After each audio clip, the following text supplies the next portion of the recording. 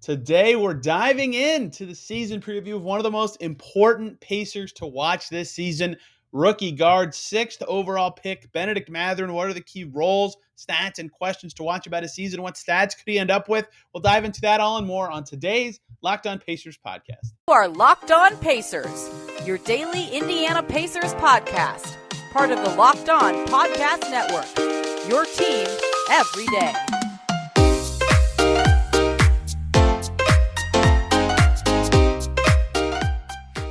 Welcome in to another edition of the Locked On Pacers podcast, where we, of course, talk about the Indiana Pacers. As always, my name's Tony East. I cover the team for Forbes and the Westside Community News. And today, fun season preview, big season preview coming at you.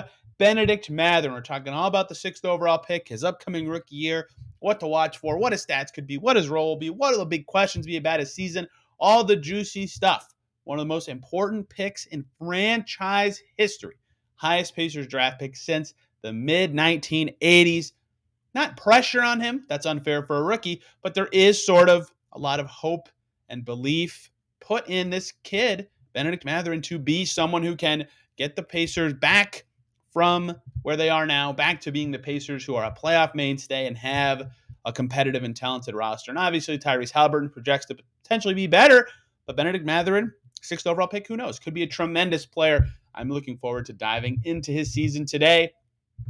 Hey, really quick, today's episode is brought to you by BetOnline. BetOnline has you covered this season with more props, odds, and lines than ever before. BetOnline.net is where the game starts. Let's talk about Bennedict Mathurin's season. Now, something tricky about doing this is the first thing I like to do when doing these season preview episodes, we've already done Chris Duarte, Jalen Smith, and Buddy Hield, is I like to look at what Basketball Reference says your stats project to be per 36 minutes.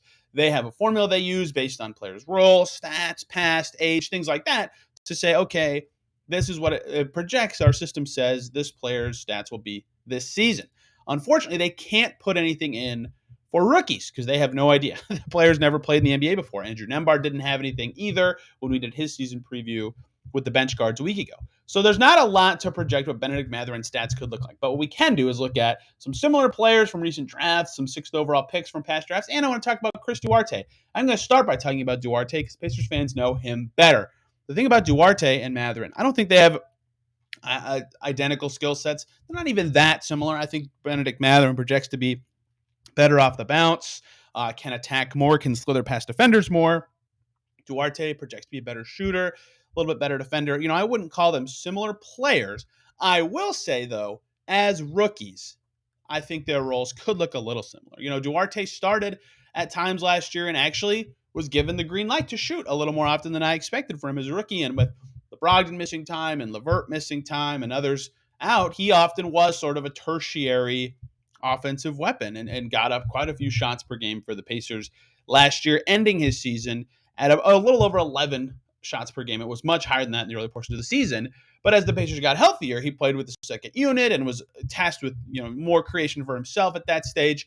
And I don't think that, again, I don't think they have similar skill sets, but I think that those sort of role baselines where, Haliburton's the primary guy with the starters and either Buddy Hield or Duarte get some sort of secondary role. Maybe Mathurin does get a secondary role. He was picked very high, but I think his role and season could look similar in terms of usage and touches and things like that to Duarte's, maybe a little bit more than that. But remember, Chris Duarte was playing a ton, again, to start last season. 28 minutes per game for a rookie, and he was effective, is pretty rare. So for Mathurin, looking at Duarte's stats last year, 17 points per 36, 5 rebounds per 36, 3 assists. That actually seems kind of close to me. Looking at Summer League, for example, where per 36 minutes, Bennedict Mathurin averaged 31 points, 6 rebounds, 2 assists. He looks like a nose for the ball kind of scorer type who's not the best setup man. Duarte fit that pretty well as a rookie and ended up at 17, 5, and 3. Now, Mathurin, to state the obvious, is not going to have the same role he had in Summer League where he was the primary guy all the time. Hey, if you have the ball, try to create for yourself, try to wiggle free off the ball, things like that. And he did well in both of those roles, which is why he was named to the All Summer League teams, even though he played in less than half of the minutes per game. But I think that looking at Duarte's stats could kind of paint a picture. Some guys from last year, 6th overall pick, Josh Giddey per 36, 14.3 points. I think Mathurin will probably exceed that he'll shoot better from three, and which will allow him to naturally reach that, even if his shooting is similar. Duarte and Giddey finished with close field goal attempts per 36. But he also had ridiculous 9 rebounds and 7 assists per 36. I don't think Mathurin will sniff that. Moses Moody, kind of a similar-ish player, more so than Duarte to me, although, I don't know, Moody's kind of a blend. Either way, he was picked 14th overall, one pick behind Duarte by Golden State. He finished at 13.5 points, 5 rebounds, 1.5 assists per 36. If I had to guess Mathurin's based on a blend, I would kind of blend every player I just said. I would say probably close to 15 points per 36 on roughly 14, 15 shots, about five rebounds, and about 2.5 assists. So a little better passing than Moody, better scoring than Giddey, and a little bit better rebounding than Duarte. But that's what makes sense to me, given what his role will be, right? With the starting five, he'll have to kind of play off of Halliburton and maybe another guard, and Turner's going to be involved to some extent in the offense. Maybe even Jalen Smith too. I think he'll get more touches and opportunity than a lot of those guys. But he still will be playing off of guys at first, especially early when he's trying to figure his way out in the NBA.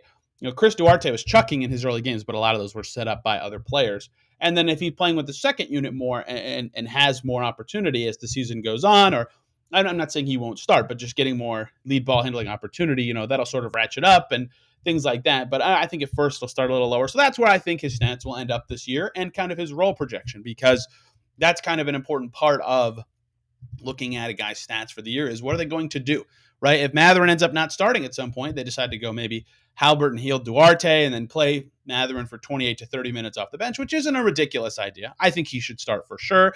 I've said many times on the show, I think playing Halliburton, Duarte, and Mathurin together as often as possible should be a goal for the Pacers. But I understand giving Mathurin varied situations to play against. And with the second unit, there's a lot fewer guys who can create for themselves or need to be used in a certain sort of utility way. TJ McConnell obviously needs to be a setup man, but a lot of other guys with fluid skills, maybe Mathurin could be more of a creator with that group, for example. I think that would look good for him. Tyreke Evans obviously had a disastrous season with the Pacers, but to use him as a sort of example, right, when he would play with Oladipo or with whoever, he was more off the ball, and he shot decently well from three in his season with the Pacers, whereas with the second unit, he was running pick and rolls with Sabonis, things like that. That is sort of a facsimile of what I'm thinking makes sense for Mathurin as a role this season, and that's usually the second question I talk about with these players in the season preview, but role is important for Mathurin's stats, and I think his role is going to be interesting this year. I said, when I typed this down, heavily involved guard wing type.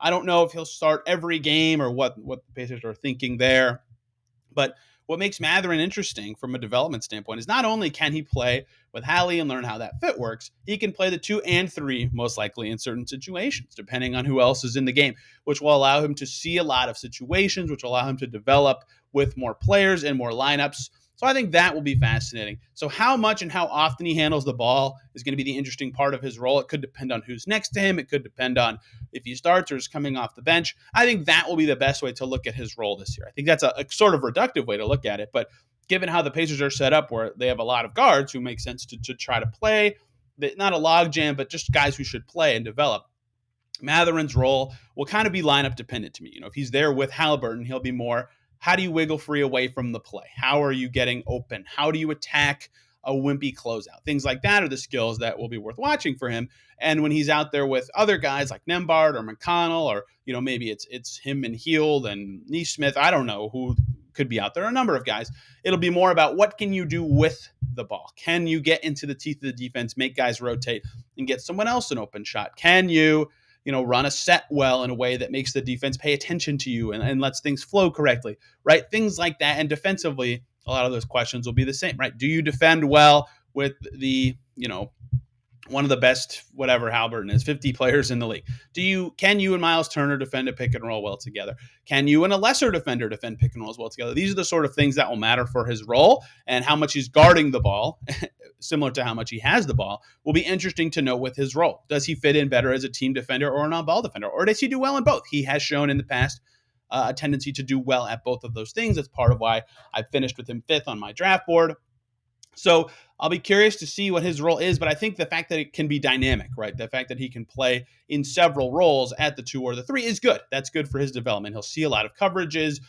in multiple ways, and it will allow him to sort of learn the patterns in other ways and see who he fits well with as the Pacers' blueprint for their future team is really set up. Let's talk about the most important question about his season and the most important stat to monitor as we do on these season previews. This is some of my favorite stuff to talk about with these guys. Before we do that, though, I would like to really quickly talk to you guys about BetOnline.net, the number one source for all the latest sports developments, info, and betting news, especially pro and college football, where you can find all the latest league developments, game matchups, news, and podcasts, including this week's upcoming games.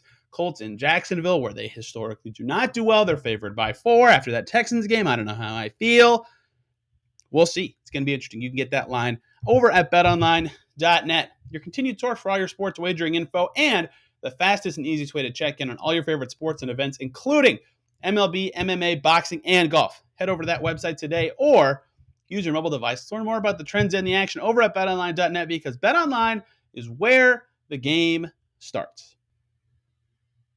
Thank you, as always, for making Locked On Pacers your first listen today and every single day. It's the biggest news around the NBA. Still 3 days running, will continue to be for a while. The Suns, Robert Sarver being suspended and fined as their owner/governor. Brendan Clean, Locked On Suns is the way to go for your second listen today. And really quickly, hey, Steph Curry, KD, LeBron, Jokic, Giannis, which NBA player moves the betting line the most this season? Locked On and BetOnline odds makers are presenting the NBA Top 50 Most Valuable Players starting next Monday, September 19th. You can find it all on Locked On NBA wherever you get podcasts and YouTube. I can't ruin the order, but I am involved in the project. You don't want to miss it. It's going to be super, super cool. Let's keep talking about Bennedict Mathurin. Hey, got a big season coming up and lots of questions. He's a rookie. He has the most questions about it. His NBA skill baseline is completely unknown.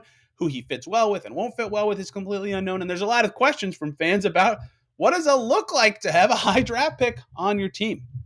Obviously, the Pacers have had high draft picks via trades and signings in the past, but this is the first this high pick rookie the Pacers have had in decades. My entire life. So this is a big season for Mathurin, obviously. There'll be a lot of questions about him. So it's impossible for me to dumb it down to just one. So I just did the obvious one first. I literally typed well duh. Highest pick in decades. Is he good? I hate to reduce it to is he good, is he bad? Because rookies are usually bad in their rookie year. I don't mean that to dump on any player, but I'm talking about Moses Moody and Josh Giddey a second ago, two guys I was very high on in the last draft. Basketball References BPM, one of my favorite advanced stats, said both of them were significant negatives last year. If you sort the entire 2021 draft class by BPM, there were 4 players who finished above average, and 5 players, who finished with an above average impact in the NBA last year. And 2 of them played for less than 10 minutes, so that doesn't count. And 1 of them played for less than 200 minutes. That also doesn't count. The only 2 rookies positive impact stats were Scotty Barnes and Evan Mobley, right? It's extremely rare, the top 2 guys in the Rookie of the Year race. Even good rookies like Bones Highland, like Chris Duarte, like Herb Jones, like Franz Wagner, like Giddey, all negatives. The stats are going to say Bennedict Mathurin's a negative impact player this year. Do not let that taint your thoughts on him as a player. What you should look at when looking at that question of is he good, which is, again, unfair to pin on a rookie, but you can learn that stuff pretty quickly. Summer League was a nice indicator. Hey, he's better than some of these dudes fighting for their NBA lives. That's encouraging. That is good, right? You will learn that sort of thing when he plays this year. What skills does he show that make you think he will be a good NBA player or can grow into a very good NBA player, right? Does he have this awesome first step that, even though he doesn't know how to finish the plays yet, once he grows in that way, will make him look fantastic?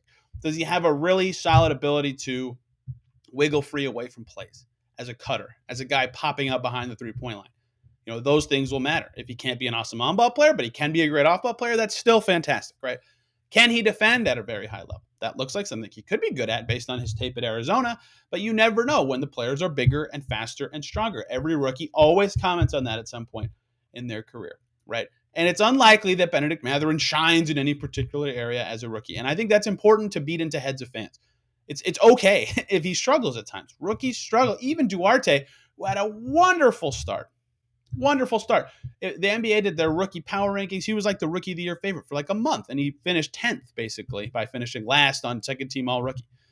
That's still a fantastic rookie season, but the consistency waned for him and injuries got in the way. Like that's going to happen. Rookies have hurdles in their season. It's going to happen with Mathurin, but it's important to see what he's got that looks like, okay, this is a dude. In summer league for me, that was one, his ability to shoot from three, not just okay, he has the ball and he made a three when he's open. It was the way he got open. It was the way he hit off the dribble shots with a defender on him. It was the way he got himself open from three, even when the defense was paying attention to him. That was a good baseline to me. But you got to see it in NBA games. Summer league doesn't necessarily mean everything. That was one thing I liked. Another thing I liked is his fearlessness around the basket, fighting through contact, and still finishing at the rim. We're talking about a 3-game sample size of summer league, but these are just some skills that made me go, okay, I'll be looking out for that in the NBA. His defense was good at Arizona, was good at summer league, but these are the things that when I say is he good and reduce his season to that simple, that's what I mean. And my second thing I typed in this question of is he good is if so, at what? And that's sort of what I just explained. But seeing what skills are there are more important than the numbers, right? That's why I think little things, details will be a big part of Bennedict Mathurin's growth this season as he works with the coaching staff.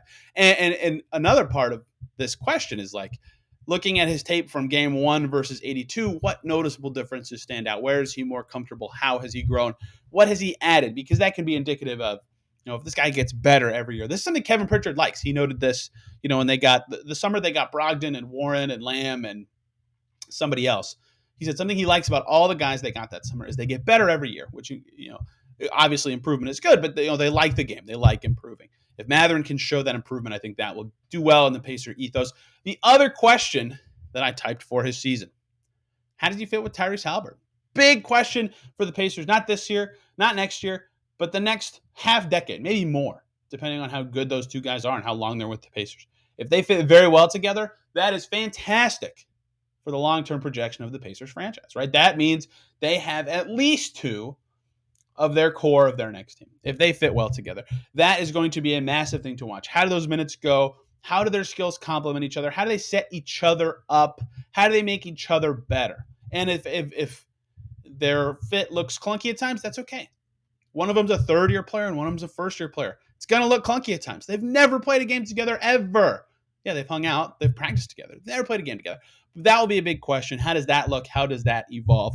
And so statistically, I think a lot of the key stats to watch for Mathurin fit in those questions, right?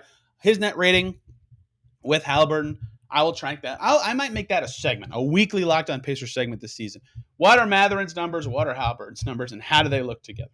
Because that's a big one. But the stats I'll be looking for are not necessarily going to say how well, even though it's about how good Mathurin is, are not going to say how well is he playing. It's how is he playing. And how do those things show he's good, right? If he's a guy who can give you 10, 11 drives a game easily, and those drives look good, where he's getting past guys and making the defense rotate, hey, that is fantastic, right? That's a good stat indicator. If he's getting a ton of the percentage of the shots he takes on every given game at the rim and from three, that's good. He's getting shots from efficient areas. Is he creating those himself? What percentage of his shots are assisted? Is he helping the defense? Basketball Index tracks this, for example. How often is he guarding the other team's best, second best, whatever, ball handler or scorer? Those sort of stats that maybe don't necessarily tell you the whole story, but are a part of the story, tell you how a guy is playing. I think those stats will be the ones that I keep more track of for Bennedict Mathurin. If his field goal percentage stinks, okay, he's a rookie, whatever. That happens. A lot of rookies have crappy field goal percentages. That doesn't mean anything to me a lot of the time. Like, again, going back to the 2021 draft class, guys who looked good. Chris Duarte shot 43%.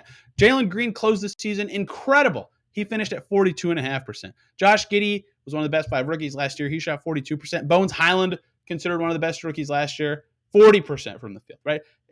It doesn't really matter. Those sort of like big encompassing numbers that lack context don't matter. They don't tell you how a guy is playing. They tell you effectiveness of a certain thing. It's hard to explain what I'm saying.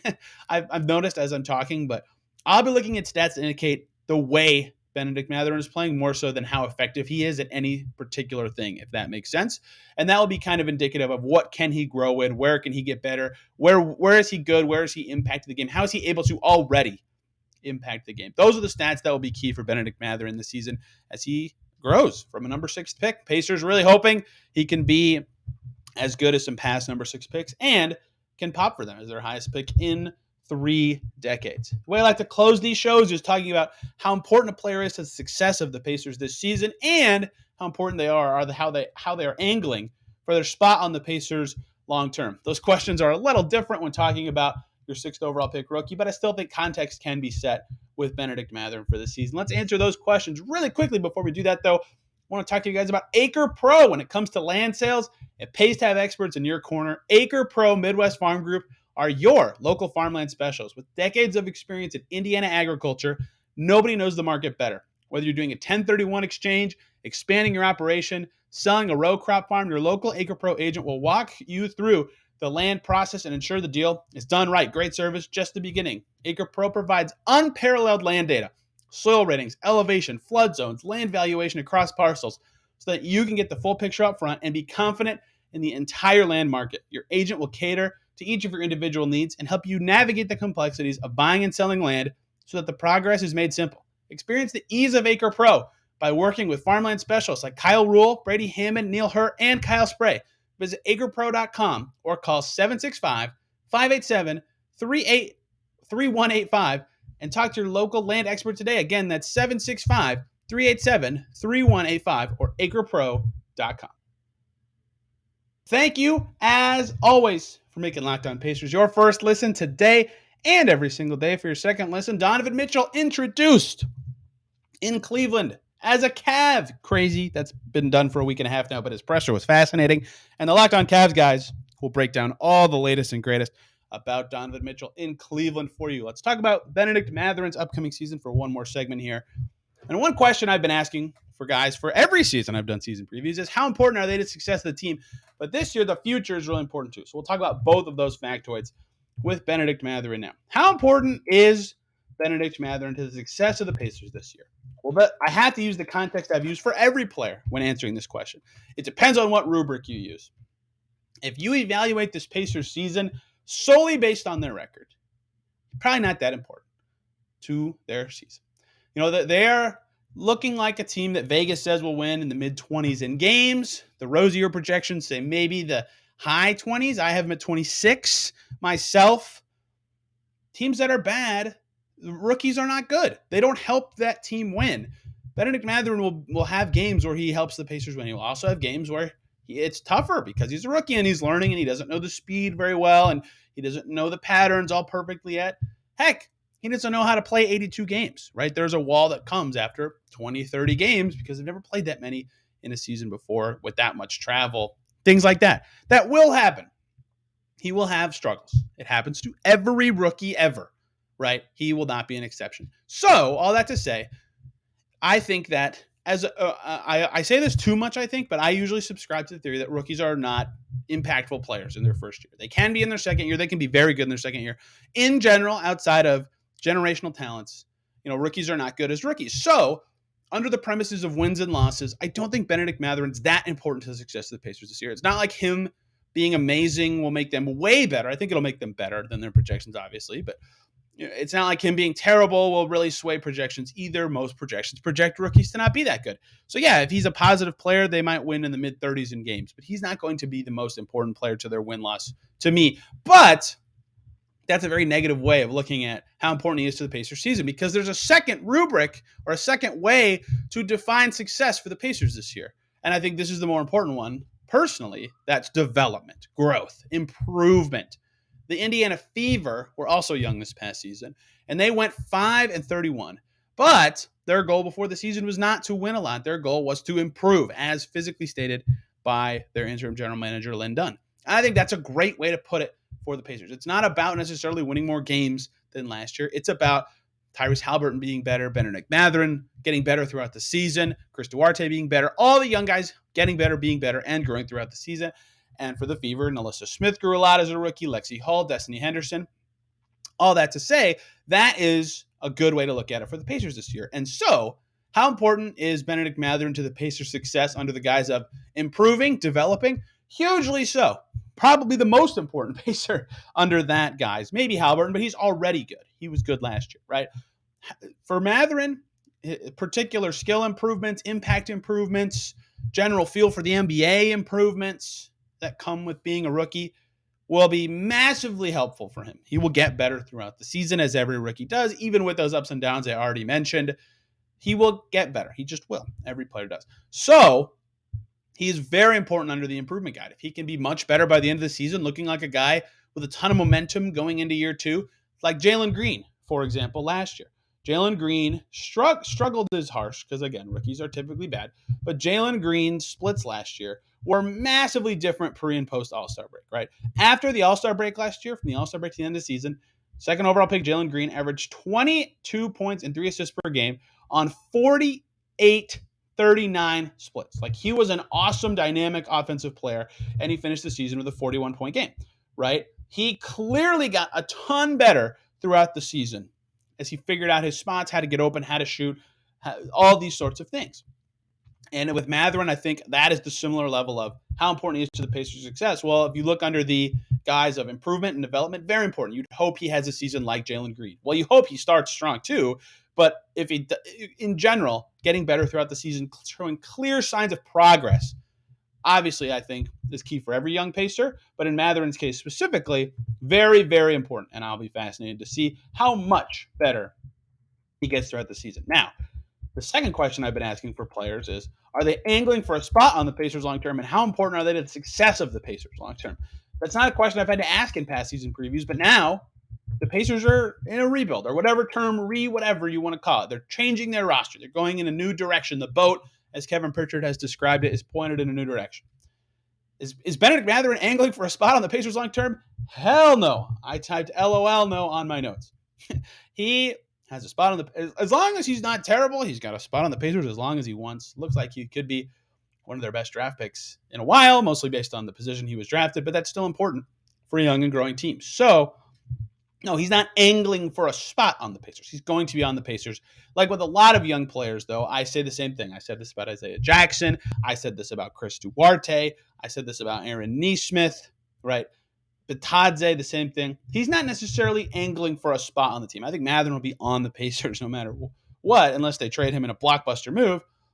He's angling for a role. Can he be the best player on the team, the lead ball handler? Can he be the best defender on the team, key guy on defense? Can he fit really well with Halliburton and be this awesome secondary creator? What is the role he's looking for? Is he going to be a sixth man mega scorer type, right? Like, all of these things are still positive roles. It's just which one is he going to be? That's what he's more angling for. And if he wants a specific one, he's got to angle that certain way.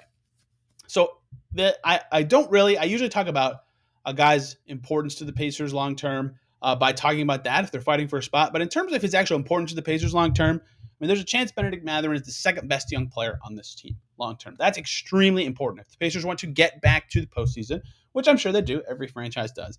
If they do not want this roster change and swinging low for a little bit to last a long time, it's important that Bennedict Mathurin is good at some point. So yes, he is important to their long-term success. Again, highest draft pick they've had in 3 decades. That is sort of the thesis of his whole season. How does that play into how good he'll be? How does that matter for certain things? Will be fascinating to see. So I don't think he's angling for a spot in the Pacers long term. I don't think anyone thinks that.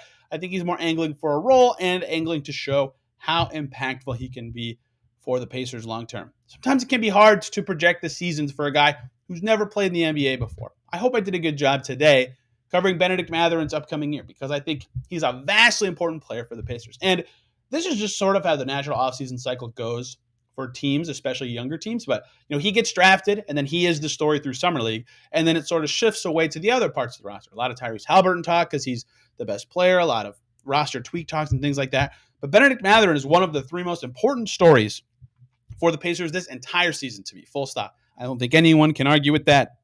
And his importance to the team this year and beyond is massive. So obviously the pendulum swung away from him story-wise a little bit, but I think it's important that he is a key guy to monitor every single game the Pacers play all the time. How do guys think of him? How is he improving? Things like that. And we'll, of course, keep all you updated on all that here on the Locked On Pacers podcast throughout the season and beyond. Hey, it's Friday the 16th is when this came out. It could be later for you listening. Media Day is 10 days or less, depending on when you're listening, away training camp super soon. We'll get to hear from front office people from the Pacers super soon, and we'll have it all covered for you here on Locked On Pacers. The remaining season previews, bench forwards, Miles Turner, Tyrese Halliburton coming next week, maybe the Monday after, depending on how the schedule ends up breaking out. You don't want to miss those. Obviously, two very key starters in that mix. We'll, of course, break down when the Pacers finalize their roster. But that means there's some reports about two vets they may be bringing into camp. We'll, of course, cover that very soon here on Locked On Pacers. So lots of great content coming you don't want to miss here on the Locked On Podcast Network, your team every day. Thanks for listening to Locked On Pacers today. Hope you have a great weekend. We'll be back Monday talking Miles Turner, unless the Pacers make some signings this weekend. Till then, everybody have a great weekend.